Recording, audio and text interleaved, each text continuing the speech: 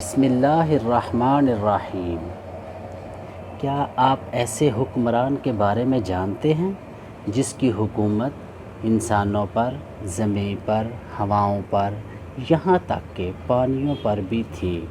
1400 سال پہلے خلفائے راشدین کے باب سے ایک ایمان افروز تحریر۔ بابا جی کہتے ہیں کہ پتری، تاریخ بتاتی ہے کہ 1400 سال پہلے ایک حکمران گزرا ہے جو خلفائے راشدین کی فہرست میں دوسرے نمبر پر مسلمانوں کا خلیفہ بنا۔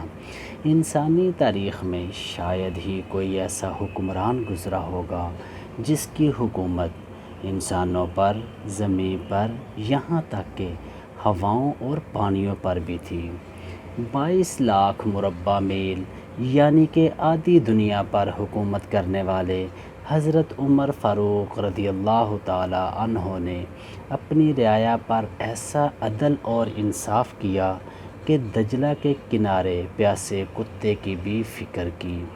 راتوں کو گشت کر کے رعایا کے مسائل اور پریشانیاں سلجھائیں، مسلم اور غیر مسلم کے حقوق کا برابر انصاف کے ساتھ خیال رکھا، اور ایسی حکومت کی کہ ایک غیر مسلم مفکر کا کہنا تھا کہ اگر مسلمانوں میں ایک اور عمر بن خطاب ہوتا تو دنیا پر حکومت اسلام کی ہوتی۔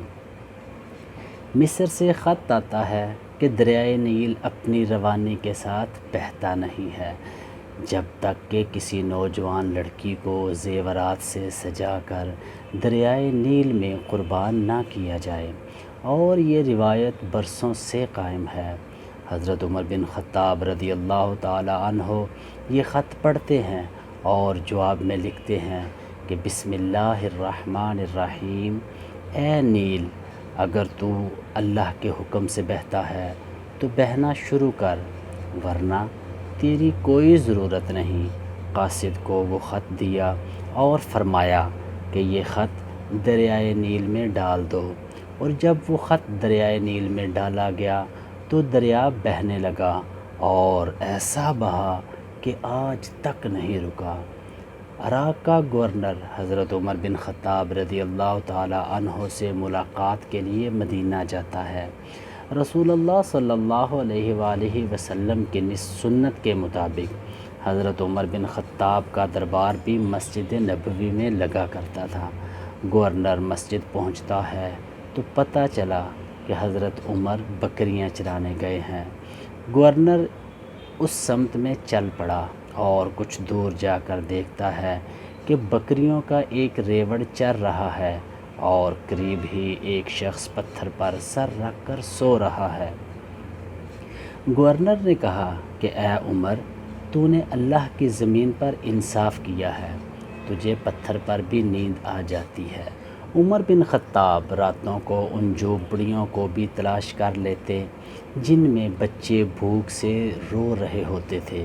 الحمدللہ، میرے حکمرانوں کو یہ تک نہیں پتہ کہ میرے ملک کے بچوں کو خالص خوراک تک نہیں مل پاتی جس سے ان بچوں کی صحیح گروتھ ہو سکے، اور اس ساری 2 نمبری کے پیچھے میرے حکمرانوں کے اپنے ہی عزیز وزیر اور بیوروکریٹس اور تاجر حضرات شامل ہیں۔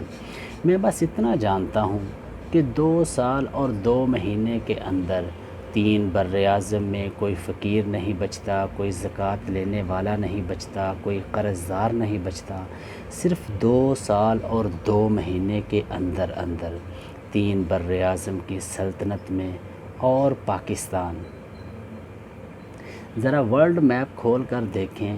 ورلڈ میپ میں ایک کیڑے جتنا نظر آنے والا ملک 70 سال سے نہیں سنبھالا جا رہا۔ کہاں 2 سال اور 2 مہینے، کہاں 70 سال، کہاں 3 براعظم یعنی آدھی دنیا، اور کہاں ایک ملک پاکستان۔ کیا اب بھی کسی کو لگتا ہے کہ یہ حکمران عوام کو ٹوپی نہیں پہنا رہے بلکہ یہ مخلص ہیں؟ کیا اب بھی کسی کو لگتا ہے کہ عمران خان یا نواز شریف یا زرداری ملک کی تقدیر بدلیں گے؟ مجھے یقین ہے کہ یہ لوگ صرف ٹوپی پہنانے کے طریقے بدلیں گے، ٹوپیاں بدلیں گے، اس کے سوا کچھ بھی نہیں۔ اس لیے میری درخواست ہے تمام سیاسی بت پرستوں سے کہ سوشل میڈیا پر اپنے سیاسی آقاؤں کی پیروی بند کر دیں یا پھر اپنے آپ تک محدود رہیں، کیونکہ میرے نزدیک پاکستان کی ترقی کا صرف ایک پیمانہ ہے جس دن تک ایک آخری پاکستانی بھی روزگار کے لیے کسی مجبوری کے تحت پردیس کا رخ کرے گا، میرے نزدیک تب تک یہ ملک ترقی نہیں کر سکتا۔ باقی سب کی اپنے اپنے عقائد ہیں، جہاں عقائد کے ڈھیر وہاں اختلافات کا بھی ڈھیر۔ بس اتنی دعا ہے کہ اللہ ہم سب کو صحیح اور غلط کی تمیز سکھا دے، اپنے محسن اور دشمن کا فرق سکھا دے۔ آمین ثم آمین۔